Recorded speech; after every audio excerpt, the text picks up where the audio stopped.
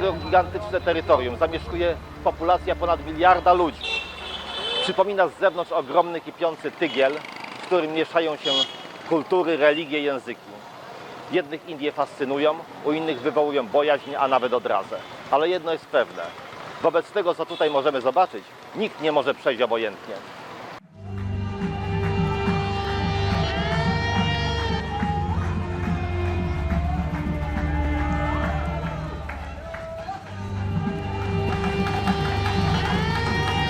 Thaipusam to hinduistyczne święto obchodzone na południu Indii, głównie przez społeczność tamilską. Wypada w czasie pełni księżyca podczas tamilskiego miesiąca Thai, czyli zwykle na przełomie stycznia i lutego, i związany jest z narodzinami boga wojny Murugana. To piękny, dzierżący swą włócznię młodzieniec, z którym chętnie utożsamiają się młodzi Hindusi. Murugan zwycięża chaos, przywracając światu boski ład i porządek. Chroni też swoich wyznawców przed demonami. W czasie Thaipusam wyznawcy Murugana odbywają liczne procesje, podczas których możemy zobaczyć martwiających się ochotników. Formą modlitwy jest zniesienie symbolicznych ciężarów, zwanych kawadi. Wierzą, że każdy, kto przyniesie kawadi do świątyni Murugana, będzie błogosławiony. Wielu pielgrzymów kultywuje tradycję umartwiania ciała poprzez wbijanie w plecy haków z obciążnikami, takimi jak kokosy czy limonki, lub drutów, na których mocowane są ogromne, ołtarzowe instalacje.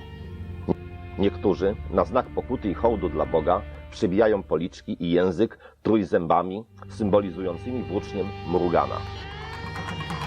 To procesja w stanie Kerala w okolicach Warkali. Tutaj ochotnikom przebija się policzki prętami obciążonymi owocami niesionymi Bogu w ofierze. Nie czują bólu, nie krwawią. Można by podejrzewać, że jest to efekt specjalnie przygotowanego świętego popiołu Vibhuti, w którym nacierają swe ciało.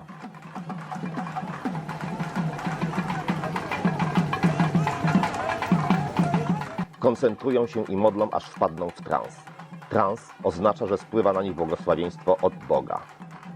Dostają od Boga nową energię i są szczęśliwi.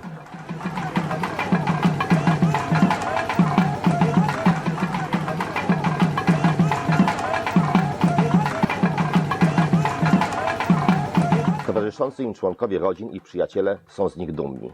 W chwilach kryzysu natychmiast reagują. Omdlałych polewają wodą, zachęcają do wytrwania.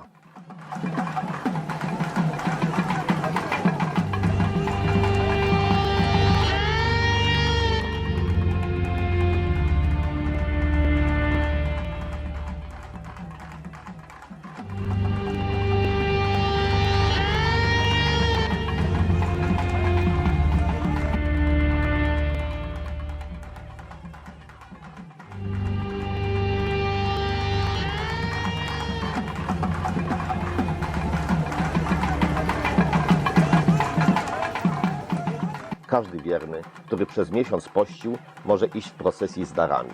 Nie wymaga to wielkiego poświęcenia, ale pielgrzymi, którzy przepływają swoje ciała, są traktowani ze szczególną czcią, są bliżej Boga. Przynoszą tym samym ulgę w cierpieniu swoim bliskim, a wszystkim odkupienie.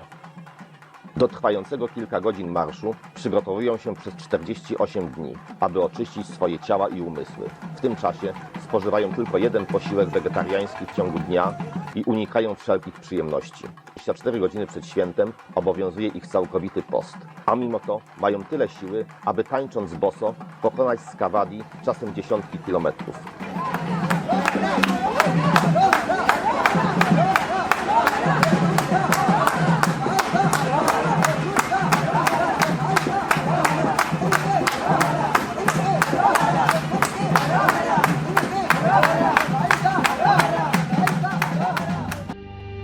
Na twarzach turystów można zauważyć przerażenie połączone z odrazą. Niektórzy obrzędy komentowali jako rodzaj prymitywnego szamanizmu, tak obcego naszej cywilizacji. Ale trzeba by na pewno? Przecież w całej Europie w Wielki Piątek odbywają się procesje biczowników okaleczających swoje ciała.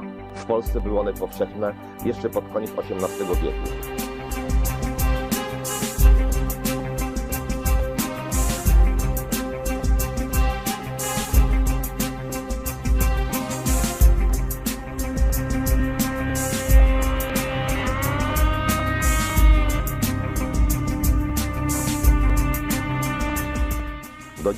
Podobne obrzędy są praktykowane w krajach Ameryki Łacińskiej i na Filipinach, gdzie niektórzy wyznawcy chrześcijaństwa są krzyżowani.